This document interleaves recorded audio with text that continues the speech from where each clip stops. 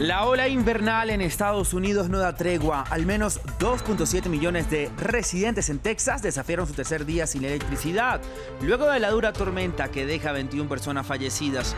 El gobernador exigió que los legisladores estatales investiguen a ERCOT, la entidad responsable del 90% del flujo eléctrico en ese territorio. Facebook prohíbe compartir, publicar o leer noticias de medios de comunicación en Australia dentro de su plataforma. Se trata de una medida de respuesta a un proyecto de ley del gobierno que obligaría a las compañías digitales a pagar por divulgar información de medios en la red social.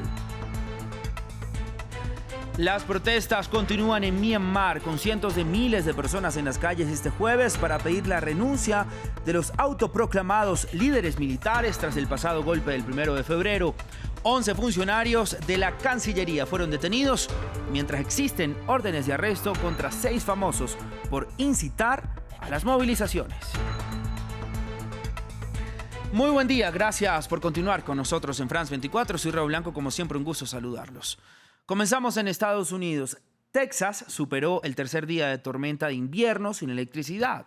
La tempestad dejó 2.7 millones de casas sin energía y al menos 21 personas han muerto en 4 de los estados afectados. El gobernador de ese estado, Greg Abbott, ha exigido que los legisladores estatales investiguen a la compañía eléctrica ERCOT y aprueben reformas. Lo propio hizo el alcalde de Austin, Steve Adler, que culpó de los cortes de energía a la falta de preparación. Las autoridades locales están en el centro de las críticas por el desabastecimiento de agua y de electricidad. Se espera que el frío extremo dure todo el fin de semana.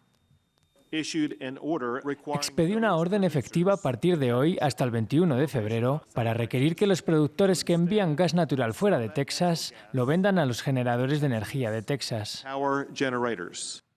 Australia despertó con un Facebook diferente. La red social ya no permite a sus usuarios compartir noticias o videos informativos en la plataforma que vengan de un medio de comunicación. Una decisión que ha causado indignación entre la población y que se da porque el gobierno australiano impulsa un proyecto de ley para que Facebook pague a los medios de comunicación por su información, pero la red prefirió bloquear todo este tipo de contenido. Ahora el acceso a la información en Australia podría estar en jaque.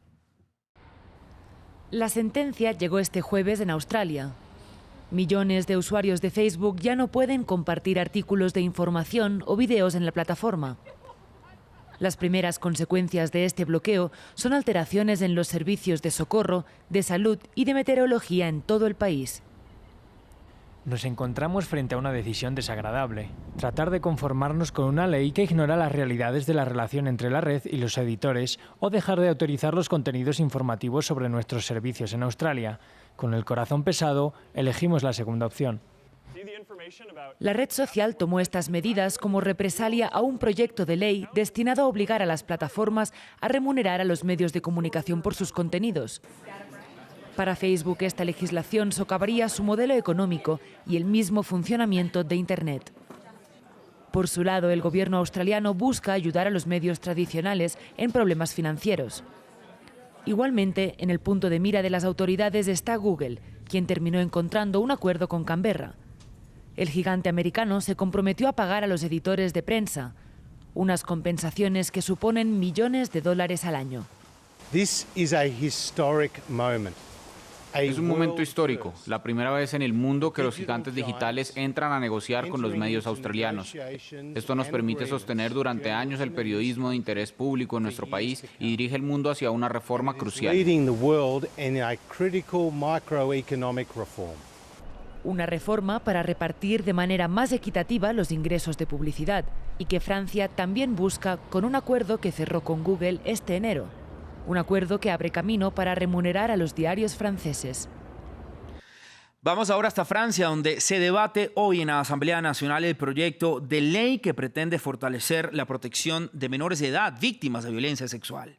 Esta iniciativa había sido presentada el 5 de enero y remitido a varias comisiones para su discusión. Vamos hasta París precisamente con nuestra periodista Natalia Ruiz. Natalia, muy buen día. ¿Cuáles son los puntos más importantes de este proyecto de ley? Sí, muy buenos días para todos ustedes. Bueno, pues el gobierno de Emmanuel Macron ha pedido que se adapte aún más el derecho francés para proteger a los menores. Tres puntos muy importantes que contiene este proyecto de ley. El primero, la prohibición de relaciones sexuales entre un adulto y un menor de 15 años. De hecho, en caso de acceso carnal, pues será considerado y automáticamente como una violación, algo que cambiaría lo que es hoy, pues la víctima tiene que entrar a demostrar que se trató de una violación, que ella no había consentido a este tipo de actos. Otro de los puntos es que se refuerce el castigo o las penas, digamos, cuando se trate de incesto. De hecho, el incesto por ahora es considerado en el derecho francés como un agravante cuando se trata de algún tipo de violación o de agresión sexual. Pero según este texto de ley, pues estas relaciones incestuosas quedarían prohibidas entre un adulto y un menor, esta vez de 18 años, un crimen. Y con esto pues el incesto pasaría a ser un crimen, incluso pues tendría una pena de hasta 30 años de cárcel. Y el tercer punto es uno que seguramente pues va a ser muy debatido porque es un gran punto de discordia, tiene que ver con la prescripción de los crímenes sexuales. Hasta ahora la ley en Francia pues dicta que estos crímenes prescriben 30 años después de que la víctima cumpla 18 años, algo que las asociaciones no quieren. Esperamos que haya tal vez un cambio allí cuando se trate, por ejemplo, de un mismo autor que haya cometido estos delitos con diferentes víctimas. Natalia, gracias por la información. Buen día. Nosotros continuamos con más en el estudio. Sigue la búsqueda en Nigeria de más de 42 personas, entre ellas 27 estudiantes que fueron secuestrados de un colegio la madrugada de este miércoles en el estado de Níger, ubicado al oeste de Nigeria. Las fuerzas de seguridad iniciaron la búsqueda de las autoridades de los autores del ataque. Este hecho se produce apenas 2 meses después del secuestro de 350 estudiantes en una escuela en la ciudad de Kankara, al noroeste del país, que se atribuye al grupo yihadista Boko Haram. Quiero saludar en este momento a Marta Summers, docente en la Universidad Francisco de Vitoria de Madrid y coordinadora del Observatorio de Terrorismo Yihadista en Magreb y también Sahel para el Observatorio Internacional de Estudios sobre Terrorismo. Gracias por estar aquí con nosotros en France 24. Le pregunto por qué hechos como estos, los reportados ayer del secuestro masivo de estos estudiantes, son constantes en Nigeria. Pues sí, buenos días. Encantada de estar aquí con vosotros. Efectivamente, esto no es algo fuera de lo habitual en esta zona de Nigeria. De hecho, en la última década, las redes criminales que en principio no tendrían que ver con grupos yihadistas o terroristas han matado a más de 8.000 personas y han provocado más de 200.000 desplazamientos forzosos. El secuestro es una de sus principales fuentes de financiación. Suelen pedir rescate por todos estos civiles secuestrados, pero efectivamente, como comentabas, el secuestro de Kankara supuso un importante cambio cualitativo en esto, ya que fue por primera vez relacionado con Boko Haram fuera del estado de Borno, que está en la otra punta del país y es donde los terroristas suelen operar.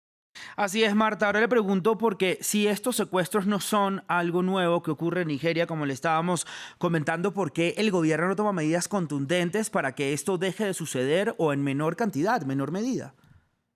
Sí, hasta ahora la principal problemática en la que el gobierno se ha centrado ha sido en el terrorismo yihadista, que está liderado por las dos facciones de Boko Haram, la de Shekau y la FINA Estado Islámico. Y entonces sus esfuerzos se han estado concentrando en esa lucha en el extremo noreste del país y los bandidos pues, han seguido operando con relativa impunidad en la zona centro y en la zona oeste. Lo que pasa es que durante el último año esta problemática ha ido empeorando, los ataques se han recrudecido y ha habido una mayor presión social que ya finalmente, con la implicación oficial de Boko Haram en el secuestro de Kankara, pues sí que ha provocado un mayor despliegue de las fuerzas de seguridad en esta zona centro y occidental. Pero ya te digo que esto pues son redes criminales que llevan por lo menos 10 años operando allí y son realmente fuertes. Entonces no es nada fácil de combatir ahora, claro. Totalmente, Marta. Lamentable situación. Un gusto haber conversado con usted. Gracias por su tiempo. Nosotros vamos hasta Myanmar, donde las protestas continúan con cientos de miles de personas tomando las calles para pedir la renuncia de los autoproclamados líderes militares a pesar del gas lacrimógeno y las balas de goma lanzadas por las fuerzas de seguridad. Entre tanto, 11 funcionarios del Ministerio de Exteriores fueron detenidos mientras la Junta Militar emitió órdenes de arresto contra 6 famosos por incitar a las movilizaciones contra este golpe de Estado. La Junta Militar ha realizado al menos 495 detenciones. Veamos el informe. Los manifestantes en Myanmar no muestran signos de rendición y han vuelto a salir a las calles el jueves por la mañana, incluso ante el aumento de la represión por parte de la Junta Militar. La noche anterior, las fuerzas de seguridad dispararon balas de goma sobre los manifestantes en la ciudad de Mandalay. Los trabajadores del ferrocarril pararon trenes como parte del movimiento de desobediencia civil y cientos de miles de manifestantes a lo largo del país tomaron las calles en medio de las huelgas en curso. Las grandes protestas de hoy muestran que queremos que la comunidad internacional sepa que no nos vamos a rendir. Les estamos instando a actuar. Las protestas también se están llevando a cabo en la red. El grupo Hackers de Myanmar atacó varias páginas web gubernamentales al tiempo que los militares siguen con el corte de Internet. En la capital hubo plegarias por la recuperación de Mia Tuetuekine, una joven de 20 años herida de bala en la cabeza en una manifestación el 9 de febrero. Los médicos no esperan que sobreviva. La ONU está presionando para imponer sanciones económicas y decretar un embargo de armas ante el temor de que la violencia se recrudezca. El pueblo de Myanmar es consciente de lo que es capaz el ejército y esto, general, es porque ya lo he visto. Por eso, la presencia del ejército de tropas me pone nervioso. Estados Unidos ha instado al ejército birmano a poner en libertad a todos los civiles y líderes políticos detenidos de manera injusta. Aung San Suu Kyi, la líder electa democráticamente, fue arrestada al inicio del golpe y se espera que comparezca ante la justicia el 1 de marzo. Y en Japón fue nombrada la medallista olímpica Seiko Hashimoto como presidenta del comité organizador de los Juegos Olímpicos de Tokio 2020. Hashimoto tendrá la tarea de llevar a cabo las justas a 5 meses de su apertura en medio de la pandemia y tras la renuncia del pasado 12 de febrero de su anterior responsable, Yoshiro Mori, por la repercusión de unos comentarios sexistas. Hashimoto participó en 7 Olimpiadas, 4 de invierno como patinadora de velocidad sobre hielo y en 3 de verano como ciclista de ruta.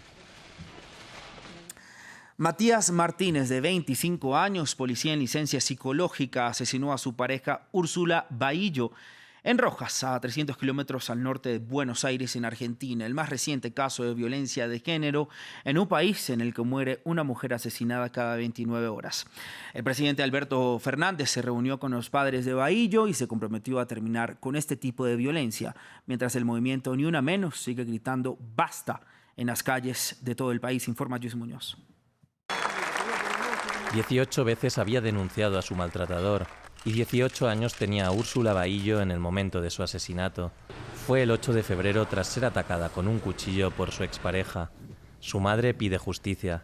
Y en memoria de mi hija, que estuve arriba del cajón, besándola constantemente, se lo prometí a ella que voy a hacer justicia. El miércoles miles de mujeres salieron a las calles de Argentina al grito de Ni Una Menos. Una proclama que ya es un movimiento en un país en el que una mujer es asesinada cada 29 horas y que desde el 1 de enero cuenta con 50 muertes violentas de mujeres trans y travestis, según el observatorio Mujeres de la Matria Latinoamericana. Datos que se transforman en una demanda. Basta. Que todas lleguen a su casa sanas y salvas, que todas puedan abrazar nuevamente a su familia, a sus hijos, a sus hermanas, a sus papás.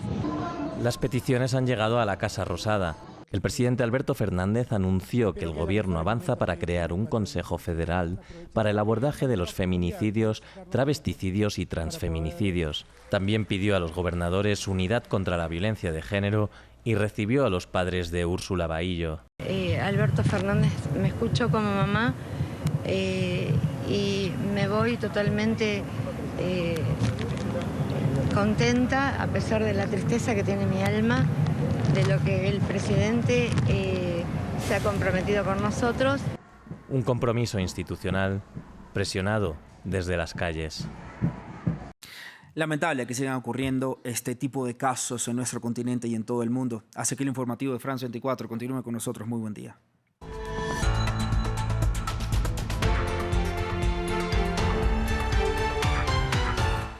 France 24 en español sigue creciendo.